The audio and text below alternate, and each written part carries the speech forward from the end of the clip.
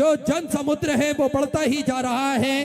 पहले पंडाल छोटे पड़ते थे, फिर ग्राउंड छोटे पड़ने लगे, और अब रोडों का आलम भी यह रहता है कि शिव भक्त कहीं पर भी बैठ के कथा श्रवण कर लेते हैं और अपने जीवन को कृतार्थ में कर देते हैं, आनंद में कर लेते हैं। आज कहीं पर भी हम देखें, हमें केवल भक्तों के सर ही सर नजर आते हैं। कोई भी कैमरा ऐसा नहीं बना जो इन भक्तों को कैद कर सके एक साथ, क्योंकि हम सभी देखते हैं कहीं पर भी देख ले भक्तों का तांता नजर आता है। कई भक्त ऐसे हैं जिन्हें पूज्य गुरुदेव के दर्शन भी नहीं होते, पर वो पेड़ की छांव में बैठकर कथा श्रवण करते हैं या फिर किसी दुकान के सहारे बैठकर कथा श्रवण करते हैं। ऐसी भक्तों की भाव है जो हम सभी को देखने को मिलता है। निरंतर से महापुराण की कथा ने हमें बहुत कुछ प्रदान करा है जो हम हमारे जीवन में ग्रहण करे हैं। आज उसका ही प्रभाव हम सभी को देखने को मिलता है। पत्रों के माध्यम से ये हम सभी को बताते हैं गुरुदेव कि जो आपको फायदा हुआ है पत्रों के माध्यम से, वैसे तो हजारों लाखों की संख्या में पत्र आते हैं, उन पत्रों को पढ़ना असंभव होता है, क्योंकि 3 घंटे की कथा में कुछ पत्र ही पढ़े जाते हैं। उन पत्रों के माध्यम से जो भक्तों के भाव है वे हमें श्रवण करने को मिलते हैं, और उससे हम अंदाजा लगा सकते हैं कि भक्तों पर कैसी कृपा मेरे राजाधिराज महाकाल राजा ने करी है।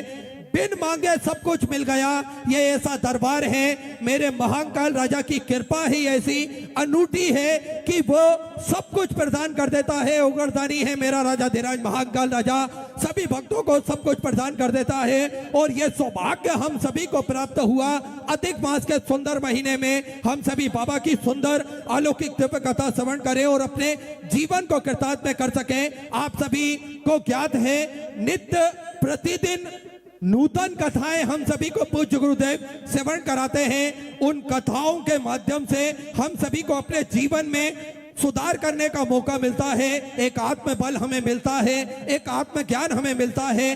परिवार के बीच में किस प्रकार से हमें रहना चाहिए ये हमें जानकारी मिलती है। हम सभी किस प्रकार से सत्कर्म कर सकते हैं ये जानकारी हमें मिलती है। हम अपने सनातन धर्म को किस प्रकार से आगे बढ़ा सकते हैं ये जानकारी हमें मिलती है। हम हमारे सनातन धर्म की मूल जड़ों तक पहुंच सके ये जानकारी हमें मिलती है। हम सभी सुंदर कथाएं श्रवण करते हैं और हम सभी को ये देखने को मिला है सभी सनातन वर्ग के लोग एकजुट हो रहे हैं, एक जाजम पर बैठकर कथा श्रवण कर रहे हैं। ये सुंदर और अनूठा कार्य पूज्य गुरुदेव ने करा है, सभी को एक सूत्र में पिरोने का कार्य करा है। सभी सनातन धर्म के लोग एकजुट हो भगवान की आराधना करें और भगवान को मंदिर जाएं, ये सब हमको पूज्य गुरुदेव ने सिखाया है। कथाओं के माध्यम से, शिव महापुराण की कथा के माध्यम से ये सब हमें पूज्य गुरुदेव ने सिखाया है। देखिए मंदिर जाएंगे तो निश्चित ही हम हमारी मूल जड़ों को पहचान सकेंगे। कथा श्रवण करेंगे तो निश्चित ही हम हमारे धर्म की मूल जड़ों को पहचान सकेंगे। और पूज्य गुरुदेव ने बड़े ही सरल तरीके से हम सभी को कथा श्रवण कराकर हम सभी को भगवान के चरणों से जोड़ा है। बड़ा ही सुंदर और सरल तरीका हम सभी को बताया है। एक लोटा जल सारी समस्याओं का हल। एक लोटा जल लेकर हम भगवान के मंदिर जाएं, देवालय जाएं, भगवान का जल अभिषेक करें, एक बेलपत्री चढ़ाएं और अपने हृदय की बात हम महाकाल राजा से कर सके। ऐसा सुंदर अनूठा संबंध हम सभी को पूज्य गुरुदेव ने जोड़ना सिखाया है, जिससे हम हमारे सनातन धर्म की जड़ों को पहचाने और डायरेक्ट कांटेक्ट हम महादेव से जोड़ सके। ऐसा सुंदर उपाय हम सभी को बताया है। देखिए जीवन में परेशानियां सभी के जीवन में आती है, हम और आप कोई भी क्यों ना हो सभी के जीवन में परेशानी आती है। भगवान श्री राम का जन्म भी इस मृत्यु लोक पे हुआ था, उनके जीवन में भी परेशानियां आई। जो सनातन धर्म का प्रचार करते हैं उनके जीवन में भी कहीं ना कुछ परेशानियां आती हैं। जो सनातन धर्म को आगे बढ़ाने का प्रयास करते हैं, कोई मंदिर जाता है तो उनके जीवन में भी परेशानियां आती हैं। कोई कुछ बोलता है, कोई कुछ बोलता है, पर हमें मंदिर जाते रहना चाहिए, क्योंकि एक बड़ी ही सुंदर कथा है, छोटी सी, जो सत्य पर आधारित कथा है। एक दिन एक सांप जुगनू का पीछा करने लगा। सांप को पीछा देखते हुए जुगनू घबरा गया और उसे थोड़ा सा अजीब लगा, डर भी लगा, पर वह जुगनू तेजी से उड़ने लगा। यह देखकर सांप भी तेजी से उसकी तरफ बढ़ने लगा। एक समय जुगनू को लगा कि सांप उसका पीछा नहीं छोड़ेगा और वह उसको खा जाएगा। इस स्थिति को भांपते हुए जुगनू रुक गया। जुगनू ने सांप से कहा, क्या मैं आपसे 3 प्रश्न कर सकता हूं? सांप ने कहा, बिल्कुल। जुगनू ने पहला प्रश्न करा, जिस तरह का आप भोजन ग्रहण करते हैं, क्या मैं उस प्रकार का जीव हूं जो आप मुझे खाना चाहते हैं? सांप ने नहीं में उत्तर दिया। दूसरा प्रश्न फिर जुगनू ने करा, क्या तुम्हारा मेरे कुछ नुकसान किया है? सांप ने कहा नहीं। जुगनू ने तीसरा और आखिरी प्रश्न करा, फिर तुम मुझे क्यों निगलना चाहते हो, क्यों खाना चाहते हो? सांप ने उत्तर दिया, देखिए ये सांप के उत्तर से हम सभी को सीखना चाहिए।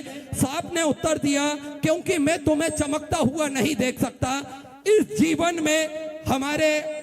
जीवन में बहुत से लोग ऐसे हैं, इस कहानी से भी हमें प्रेरणा मिलती है कि आपने जीवन में किसी का कुछ नहीं बिगड़ा होगा, आपसे उसका कोई संबंध नहीं होगा, फिर भी वो सांप की तरह आपको खाना चाहेगा। इसलिए वो सांप की तरह आपको नष्ट करना चाहेगा। प्रयास ऐसा हमें करना चाहिए, हमें इस बात का ध्यान रखना चाहिए कि वो दुष्ट है, सांप दुष्ट है, तो दुष्ट कभी अपना आचरण नहीं बदल सकता। इसलिए हम सभी को ध्यान पूर्वक अपना जो भी लक्ष्य है उसको केंद्रित करना चाहिए। हम सभी अपने लक्ष्य की तरफ ध्यान दें, अपने लक्ष्य को साधें। कौन क्या बोल रहा है इससे हमें फर्क नहीं पड़ता। लोग सभी गलतियां निकालते रहेंगे, लोग सभी प्रकार की गलतियां निकालते रहेंगे, पर हम उनकी बातों पे ध्यान न देते हुए हमें हमारे सनातन धर्म को आगे बढ़ाना है। हमें हमारे सनातन धर्म की मूल जड़ों को पहचानना है, हमें हमारे सनातन धर्म को पहचानना है।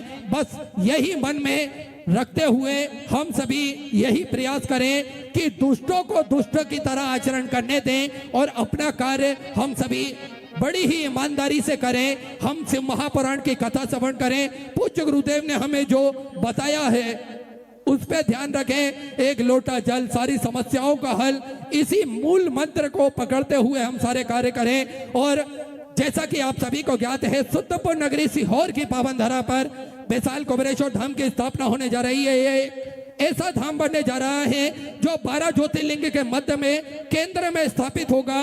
बाबा की कृपा से अभी मूर्ति की स्थापना नहीं हुई है, पर उनकी कृपा और करुणा सभी जीव पर विद्यमान होती है।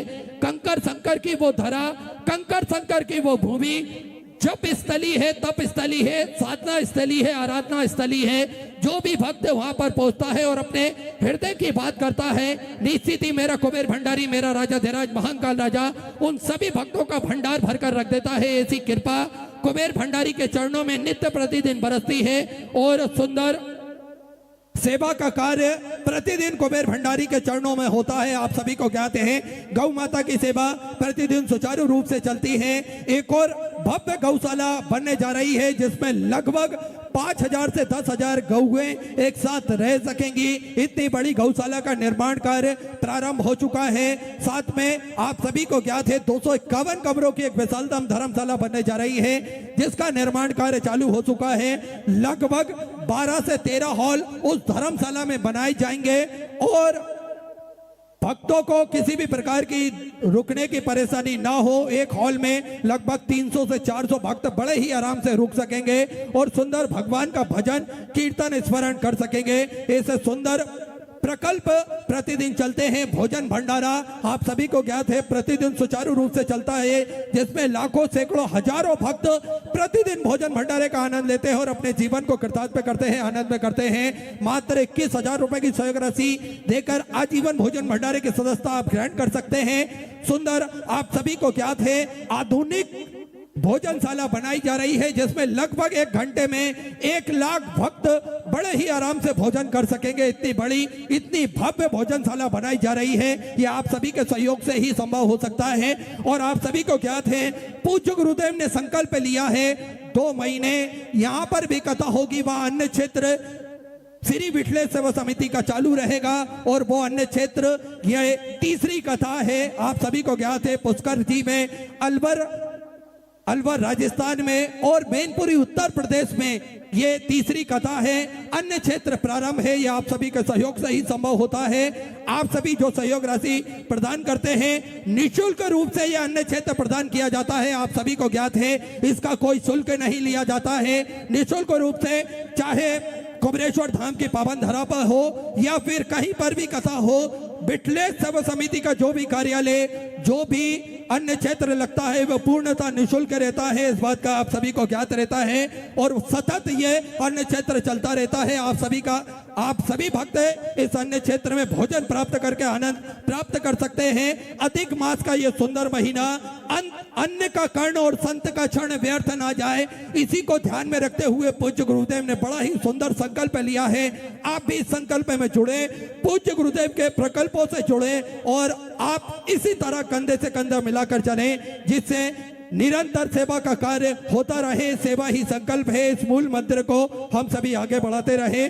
पूज्य गुरुदेव का आगमन हो चुका है। सुंदर गुरु वंदना, सुंदर गुरु वचन हम सभी श्रवण करेंगे। जय जय श्री राधे, हर हर महादेव, श्री शिवाय नमस्तुभ्यं।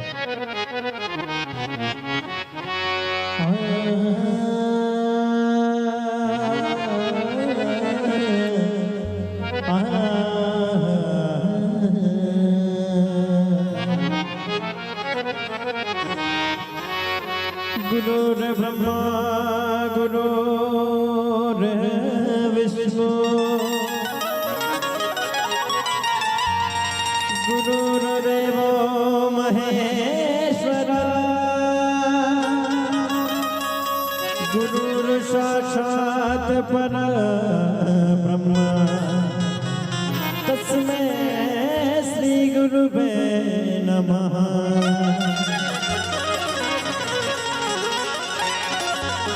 गुरुवर मुझे तुम अपना बना लो, चरणों में थोड़ी मुझको जगा दो, एहसान ना भूलूंगा, उपकार ना भूलूंगा।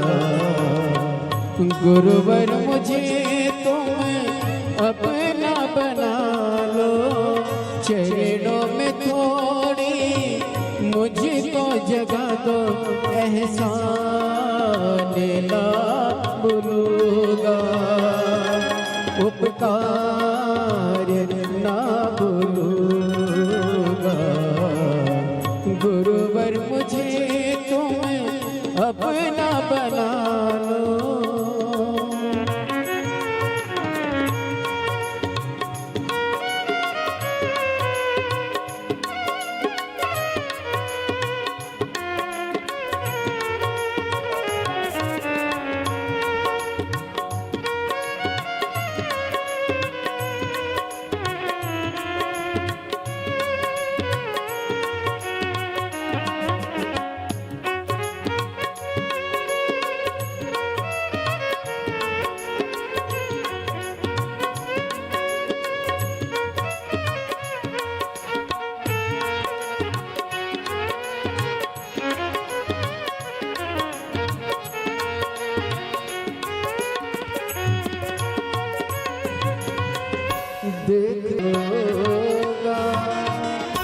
बोली परम पूज्य गुरुदेव की जय।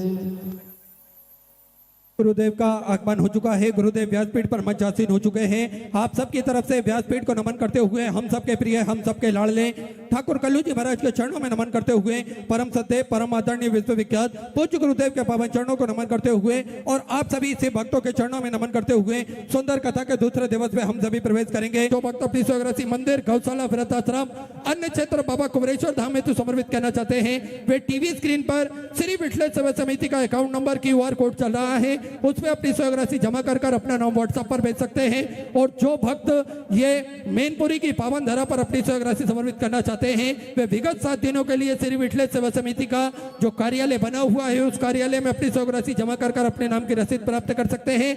आइए सीधे व्यासपीठ की शरण में चलते हैं। पूज्य गुरुदेव के सानिध्य में सुंदर आज दूसरे दिवस की कथा हम सभी श्रवण करेंगे। जय जय श्री राधे, हर हर महादेव, श्री शिवाय नमस्तभ्यम।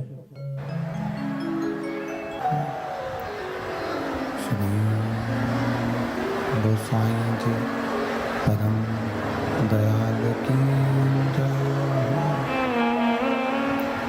श्याम सुंदर श्री यमुना महारानी की जय। काशी विश्वनाथ भगवान की जय। गौरा महारानी की गणेश जी महाराज की जय। सरस्वती मात की जय। गणपति सरकार की जय। कुबेरेश्वर महादेव की जय। महाकालेश्वर भगवान की जय। ओंकारेश्वर महादेव की जय। वनखंडेश्वर महादेव की जय। संत सद्गुरुदेव गौ माता की जय। चिंता संतान हंतारो यत्पदानो रेणुका शयनं तनीन्द्रचार्याणां प्रणमामि। यनुगुरुतो जन्तुवा सर्वदुःखातीतो भवेत् तमं सर्वदा वन्दे श्रीमद्वल्लभनन्दनम्। अज्ञानतिमिरागास्य ज्ञानजयशलाकया चक्षुरुन्मीलितेन तस्मै श्रीगुरवे नमः। नमामि हृदये शेषे लीलाक्षरद्वेषाय लक्ष्मीसहस्राम्नि सर्वमानं कलानिधिं। चतुर्वेषु चतुर्वेषु चतुर्वेषु त्रिविस्तरा षड्जायते योऽसो पञ्चधा हृदये। बोल विश्वनाथ भगवान की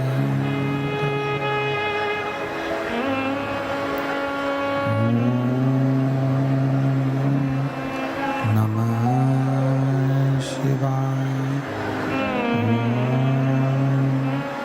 नमः शिवाय। नमः शिवाय।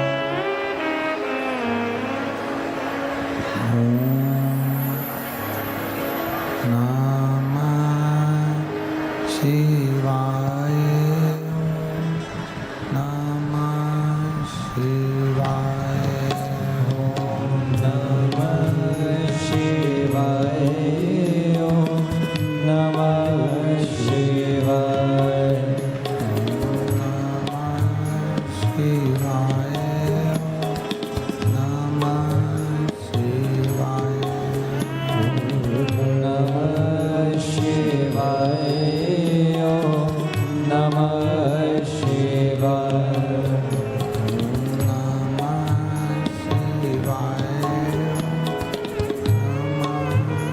नमः शिवाय। नमः शिवाय। नमः शिवाय।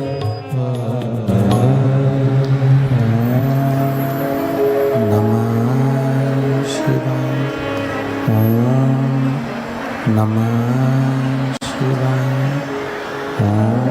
शिवाय।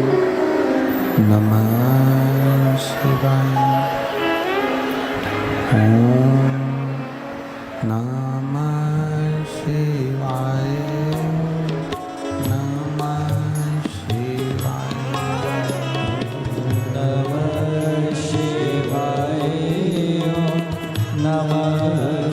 शिवाय। नमः शिवाय। नमः शिवाय। नमः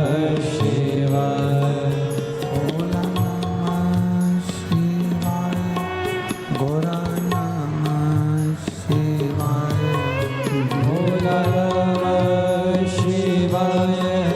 गौरा नमः शिवाय।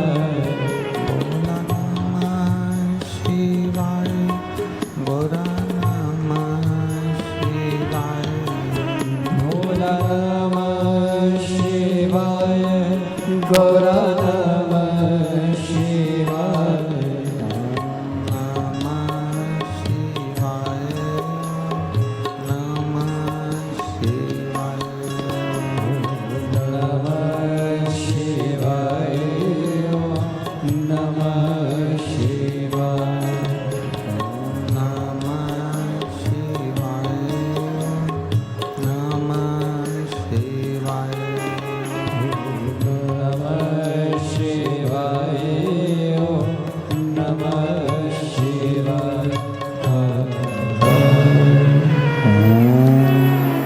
नमः शिवाय ओम नमः शिवाय ओम नमः शिवाय विश्वनाथ भगवान की जय महाकालेश्वर भगवान की जय वनखंडेश्वर महादेव की जय कुबेरेश्वर महादेव की जय हर हर महादेव हर हर महादेव हर हर महादेव हर काशी विश्वनाथ ओगड़दानी त्रिकालदर्शी कैलाशी अविनाशी भगवान शिव जिनकी पुनीत पावन शिव महापुराण की कथा संपूर्ण विश्व के कल्याण हेतु बाबा देवादिदेव महादेव की कृपा से श्रवण करने का सौभाग्य आप और हमको प्राप्त हुआ है। बड़े भाग्यशाली हैं सभी मैनपुरी उत्तर प्रदेश के सब रहवासी जिन्होंने बाबा देवादिदेव महादेव की यह पावन कथा को श्रवण कर अपने जीवन को सार्थक किया है। भक्ति और उस भक्ति का जो बल है, उस भक्ति का जो आनंद है, उस भक्ति का जो सुख है, वो हमारे जीवन को एक आनंद की ओर लेकर जाने वाला है। देखिए,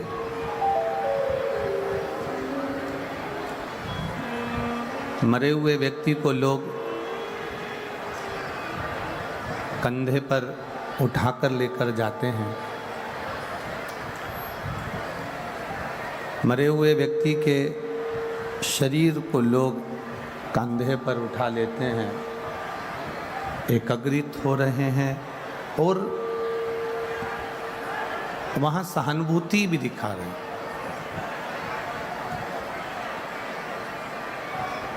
वहाँ पर सहानुभूति भी दिखाने का प्रयास करते हैं। शिव कथा कहती है जैसे किसी के मरने के बाद लोग एकत्रित होते हैं, उसको कंधे पर उठाते हैं, उसको लेकर जाते हैं, कंधे पर उठाते हैं, उसको लेकर जाते हैं, उसकी सहानुभूति वो दिखाने का कार्य करते हैं। पर शिव महापुराण की कथा एक बहुत सुंदर बात कहती है कि किसी के मरने के बाद आपने उसको कंधे पर उठाया, बीच में से रास्ता दे दिया उसको जाने के लिए, उसके लिए मार्ग सुलभ कर दिया, उसके लिए राह बना दिया, उसके लिए रास्ता दे दिया, या उसको एकाग्रित होकर संभाल कर कंधे पर रखकर उसको शमशान तक लेकर भी चलेगा। शिव महापुराण की कथा एक बड़ी सुंदर बात कहती है कि ये अगर मरने के बाद हम उसे कंधा दे रहे हैं, मरने के बाद उसको सहानुभूति दे रहे हैं, मरने के बाद उसको सहयोग कर रहे हैं, मरने के बाद हम एकाग्रित होकर उसके लिए, उसकी आत्मा के लिए कामना कर रहे हैं, प्रभु से प्रार्थना कर रहे हैं, भगवान से विनती कर रहे हैं। तो क्यों ना, मेरे देवादिदेव महादेव की कथा कहती है कि अगर वो जिंदा है, वो जीवित है, और जब तक वो अपने कर्म में लगा हुआ है, जीवित है, अपने कार्य में व्यस्त है, हम मरने के बाद भी तो उसको सपोर्ट करते हैं, हम मरने के बाद भी तो उसके कंधा देते हैं। जब वो जिंदा रहे और कहीं उसको अपनी जिंदगी में आपकी ज़रूरत पड़े तो मरने के बाद नहीं, शिव पुराण कहती है जीते जी सहयोग देने का प्रयास किया जाए, जीते जी किया जाए। जब हम किसी भटके हुए व्यक्ति को, जिसने मार्ग से विचित्त हो गया, मार्ग छोड़ दिया, मार्ग से निकल कर चले गया, वो मार्ग उसको नहीं मिल रहा है, हमने उसको मार्ग दिखाया है, तो उसमें हमारी श्रेष्ठता है,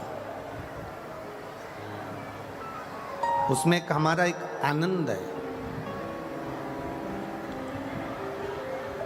शिव महापुराण की कथा करती क्या है? शिव महापुराण की कथा करने का कार्य क्या करती है कि ये भटके हुए को मार्ग दिखाने का कार्य करती है। अगर कोई मार्ग से भटक रहा है, कोई मार्ग से विचित्त हो रहा है, तो ये शिव पुराण उसको मार्ग पर लाने का कार्य करती है। हम कितनी बड़ी कामना करते हैं, धर्म की, बोलो जम के बोलो, धर्म की जय हो, अधर्म का, प्राणियों में विश्व का कल्याण। अब हमने एक कामना करी कि विश्व का कल्याण, हम एक कामना करते हैं कि पूरे विश्व में शांति हो, पूरे विश्व का कल्याण हो, पूरे विश्व में शांति का माहौल हो, हर जगह पर शांति बनी रहे, विश्व का कल्याण हो जाए और विश्व में शांति बनी रहे। पर एक विचार करिएगा अपने भीतर, एक अनुभव अपने अंदर उतारिएगा, एक विचार अपने अंदर उतारिए। हम हमारे घर में 8 लोग रह रहे हैं, 7 लोग रह रहे हैं, 6 लोग रह रहे हैं, 4 लोग रह रहे हैं, हमारे भीतर हम कमा खूब रहे हैं, हम संपदा लाभी बहुत रहे हैं, 2-2 3-3 दुकानें हम चला रहे हैं, 2-2 4-4 व्यापार कर रहे हैं, बिजनेस कर रहे हैं या नौकरी कर रहे हैं, तो नौकरी के बाद भी हम साइड का कोई बिजनेस कर रहे हैं, कमा रहे हैं, पर हमारे भीतर वो शांति क्यों नहीं है? हमारे भीतर वो सुख का अनुभव क्यों नहीं है?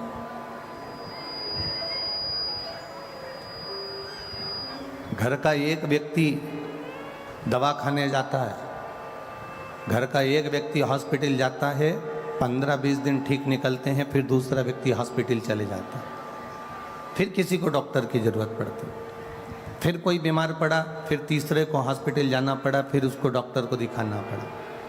घर का छोटे से छोटा बच्चे से लेकर बड़े से बड़ा तक व्यक्ति डॉक्टर को दिखाने के लिए हर 1 महीने में, 2 महीने में, 4 महीने में, 6 महीने में, 3 महीने में, 5 महीने में जा रहा है। कभी एक बात का अनुभव करिए, कभी अपने भीतर ये अनुभव करिएगा, कभी अपने भीतर ये बात उतारिएगा कि ऐसा क्या कारण है कि घर में पहले के लोग तो 30-30, 40-40, 50-50 साल, 60-60 साल तक अच्छे रहते थे, 70-70 साल तक अच्छे रहते थे, उनको डॉक्टर की ज़रूरत नहीं पड़ती थी।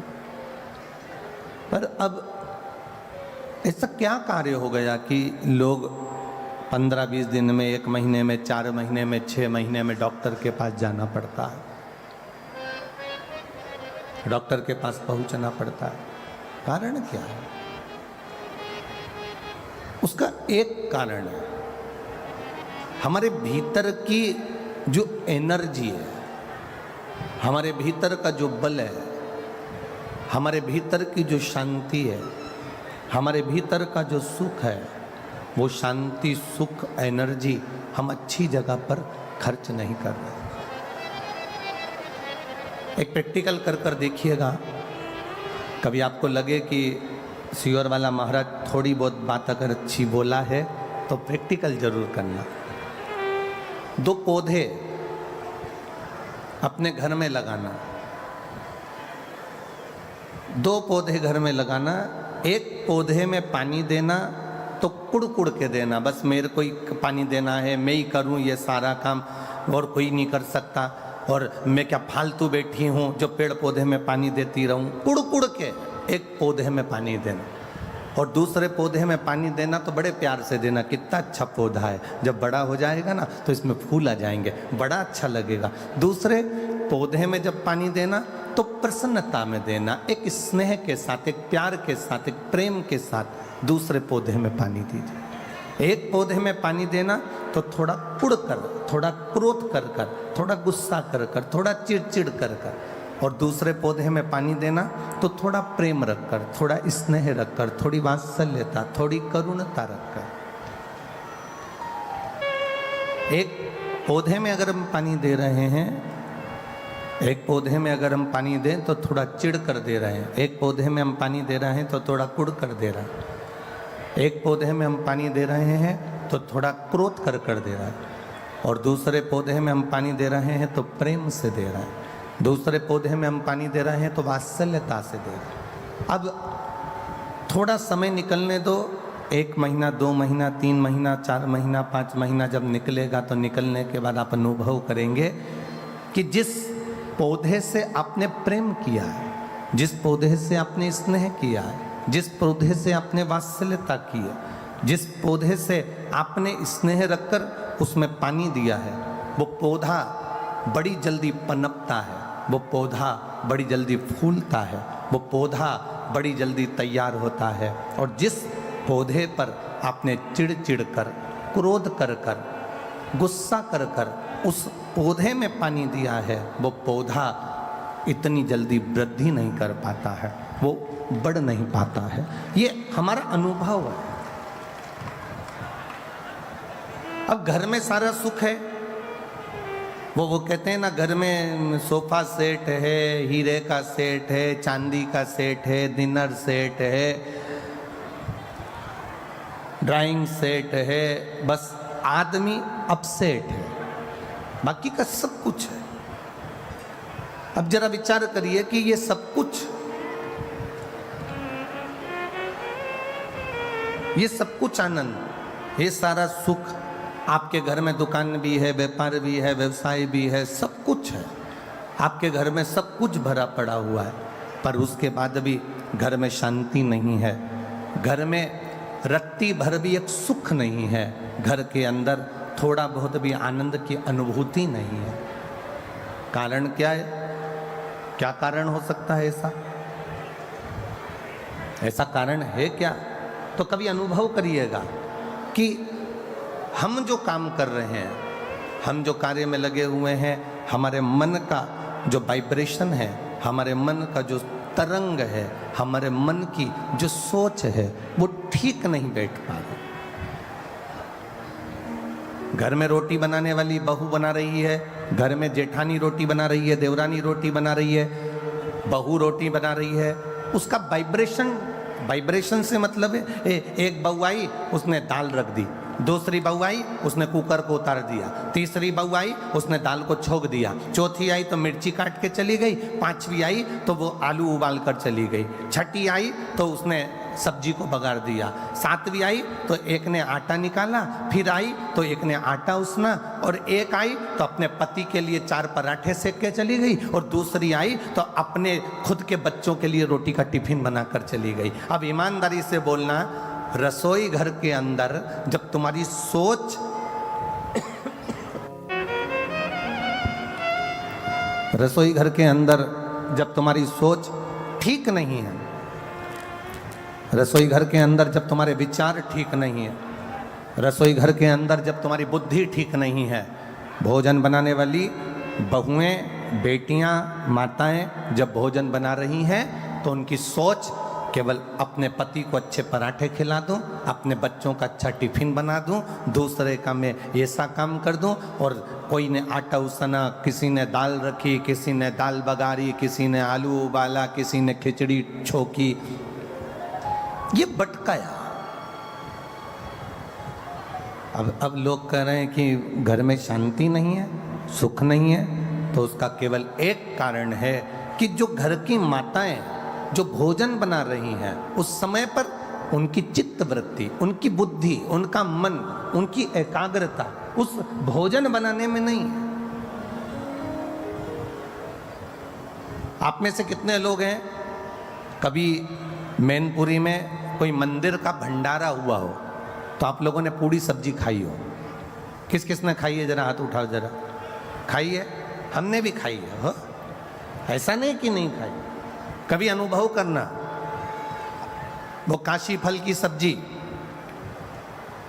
वो कद्दू की सब्जी, और इतनी मोटी मोटी पूड़ी, इतनी मोटी पूड़ी तुम्हारे घर में कभी नहीं बनी। इतनी ऐसी सब्जी, छिलके वाले कद्दू की, काशी फल की सब्जी तुम्हारे घर में छिलके वाली कभी नहीं बनी, पर भंडारे में वो छिलके वाली सब्जी बनती है, भंडारे में वो मिक्स वेज सब्जी बनती है, भंडारे में वो राम भाजी बनती है, भंडारे में मोटी मोटी पूड़ी बनती है।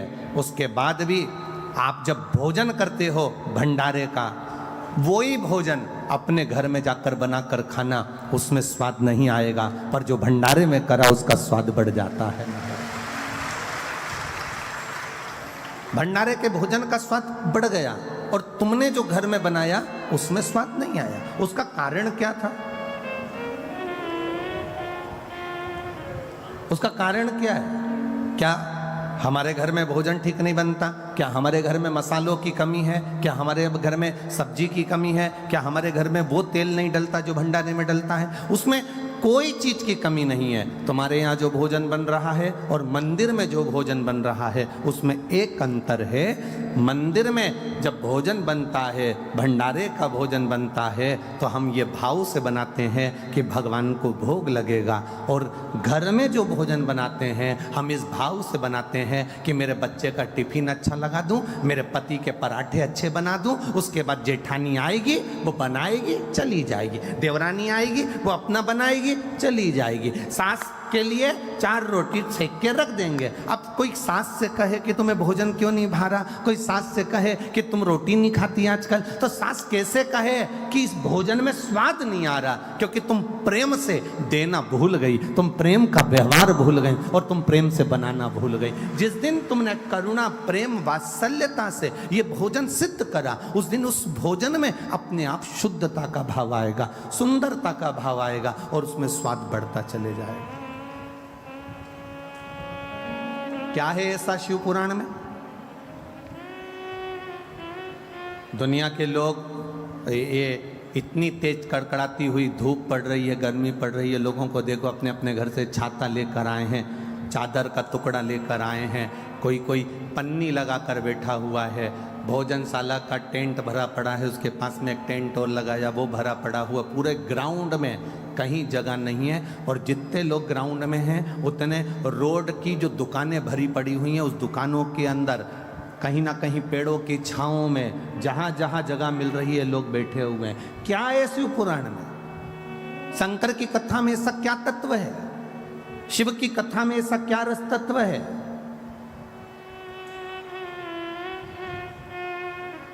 क्या मिलता है शिव महापुराण की कथा को श्रवण करने से? दुनिया के लोग कहें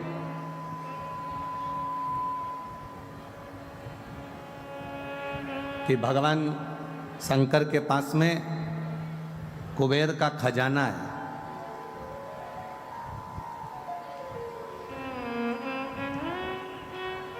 भगवान शिव के पास में ढेर संपदा है, इसलिए दुनिया के लोग शंकर भगवान की आराधना करते हैं। बहुत अच्छे से सुनना महाराज, तब अधिक मास की शिव महापुराण की कथा चल रही है, अपनी जिंदगी में उतारिएगा। लोग कहते हैं शिव जी के पास में कुबेर का खजाना है, शंकर भगवान के पास में अपार धन है, शिव जी के पास में अपार संपदा है, इसलिए दुनिया के लोग शंकर जी का भजन करते हैं, शिव जी पे एक लोटा जल चढ़ाते हैं, शंकर जी की भक्ति करते हैं। इसलिए लोग शिव जी की पूजन करते हैं, उनसे मांगने के लिए, उनसे पाने के लिए। ये दुनिया के लोग समझ नहीं पाए। लोग कहते हैं शिव जी की पूजन इसलिए करते हैं क्योंकि उनके पास करोड़ों का धन है, अंबारियां भरी पड़ी है, लक्ष्मी भरी पड़ी है, संपदा भरी पड़ी है। उन दुनिया के लोगों को बताना कि हम शंकर जी की